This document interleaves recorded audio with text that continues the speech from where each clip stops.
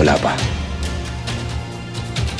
Pero kahit sa impyerno pupunta ako, makakuha lang ng impormasyon.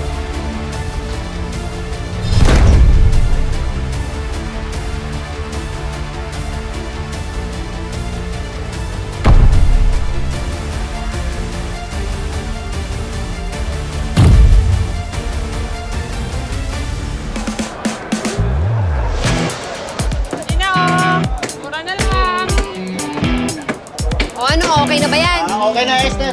Matibay. Oo, matibay na. Sigurado ka. Oo. Pag tinadyakan ko yan, di tutumba. Hindi tutumba, katulad na yung pagkato ko. Esther! Kalat na kalat ang chismis. Di ka daw mubra kay Tetet. Uy, si Esther, matapang lumabang kay Tetet.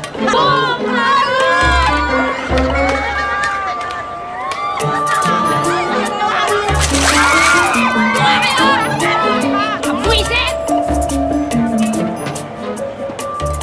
Nakakainis talaga tong Tetet na to eh. Imbis na siya yung maging laman ng chismis, ako. Hindi pwedeng ako yung nagbubukang talo eh. Tama.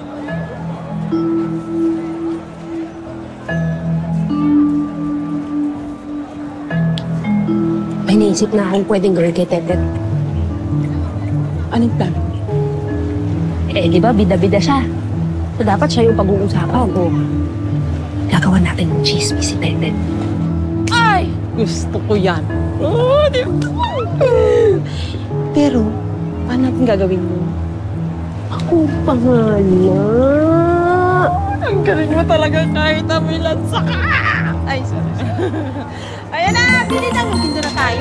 Sige, magpunta ka na dyan. Ano na, oh! Nakapagpahinga na Lansa. matagal! Bili-bili na ako! Sama mo na kaya ako dyan. Hayaan mo na! Boss, dumating na ibang mga bata natin. Dala nila yung mga bago nating baril. Tulad ng utos mo. Sigurado ako, malakas ang kakampi ni Lolo. Kaya hindi tayo pwede magpadalos-dalos. Kaya siguraduhin mo, pagdating ng gabi, paglalamayan na yan lolong na yan.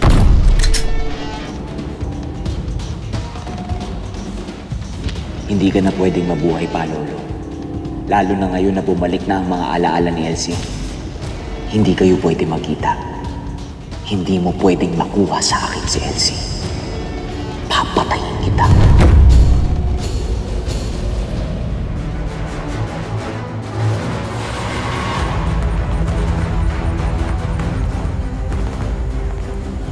Boss, pinakikilos ko na lahat ng mga tauhan ko para mahanap na yung mansyon ni Ivan at sa kanilid mo. Pero para tayo naghahanap ng karayom sa Dayami, napakahirap. Maraming salamat to, boss.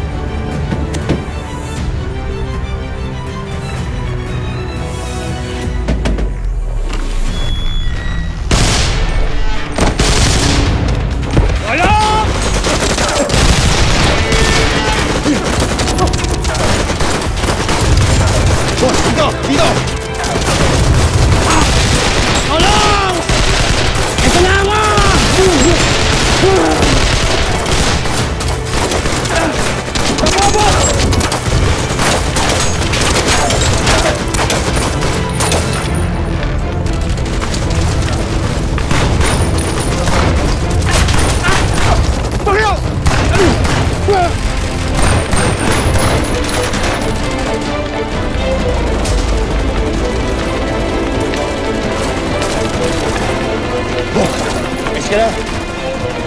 Ivan!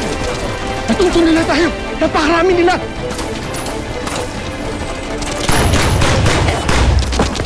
Hello! Wala ka nang kawala ngayon! Papatayin kita at lahat ng kasama mo! Nasaan ang mag-ina ko, Ivan? Akin lang si Elsie. Hindi mo na makikita ang mag-ina mo!